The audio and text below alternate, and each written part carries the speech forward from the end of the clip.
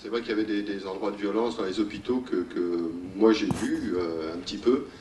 Et le film aidant, puisque le film est devenu quand même un film de référence à l'époque, il y a eu beaucoup de débats, je l'ai présenté vraiment partout. Et c'était l'époque, vous savez, Michel Foucault, etc., où il y avait des débats qui duraient jusqu'à 2 h du matin. On présentait le film à 20 h 30, et de 22 h à 2 h du matin, on se tapait un débat où il y avait d'abord les infirmiers qui parlaient, je me souviens, ensuite les psychiatres, et enfin les anciens internés. Et c'était toujours des choses extraordinaires parce que ça devenait complètement, enfin ça provoquait des choses formidables. Bon, c'est vrai qu'il y a une grande douceur dans le film parce que c'est comme ça que je l'ai perçu, mais que j'ai pu voir à l'époque des choses ahurissantes, bon, qui sont montrées dans le film dont vous parlez.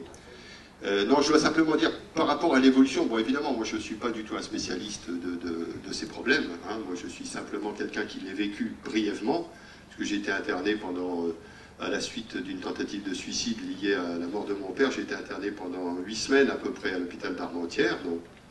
Et c'est vrai que j'étais dans un état autistique, mais en fait j'étais toujours très vivant à l'intérieur de moi, et j'ai observé, et c'est vrai que le film est une reconstitution minutieuse de ce que j'ai observé, et je l'ai fait avec des acteurs, parce que c'est mon métier de diriger des acteurs, ça l'était déjà à l'époque, et on essayait de mettre en place tout un système qui racontait l'intégration d'un individu dans l'asile. Bon. Qu'il soit malade ou pas, qu'il soit condamné à y rester ou pas, en tout cas, le film raconte surtout son intégration, sa lente intégration, et on peut dire son espèce de guérison, entre guillemets, quoi. Mais pour dire qu'à l'époque, donc, j'osais pas dire que ça m'était arrivé, d'ailleurs même dans les débats, j'en parlais jamais, et je m'étais promis qu'un jour je ferais le deuxième volet de ce film, qui était un peu mon histoire personnelle, et les raisons pour lesquelles j'avais été interné. Et je l'ai fait en fait il y a une dizaine d'années, donc 20 ans après, vous voyez. Et là, j'ai été le faire à l'hôpital psychiatrique d'Armentières, que j'ai appelé à l'époque, et j'ai été reçu par Jean-Luc Roland, que certains connaissent ici sûrement, qui m'a accueilli. Parce que j'avais l'impression qu'on m'avait invité, parce que j'avais été un soigné qui a fait un film à partir de là.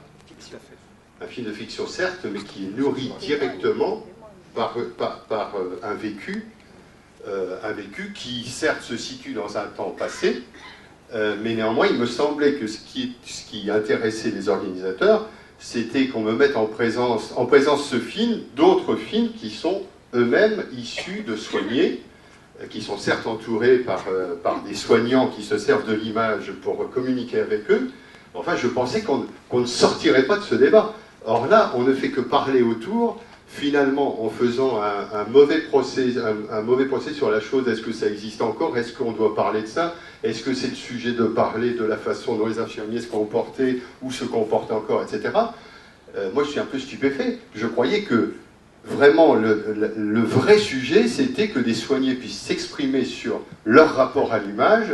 Est-ce qu'il leur appartient vraiment? Est-ce que le fait que ce soit de travailler avec des soignants, ça les interdit de parler de l'image d'une façon qu'ils préféreraient faire s'ils n'étaient pas entourés? Je ne sais pas, moi j'aurais aimé, je pensais, et c'est pour ça que je suis venu, être en communication vivante à partir de la vision de mon film. Et malheureusement, je n'ai pas vu, je le répète, les films qui ont été présentés, mais avec des gens qui, d'une certaine manière, ont travaillé aussi avec l'image et travaillent avec l'image. Mais je veux vous rassurer, on va y arriver.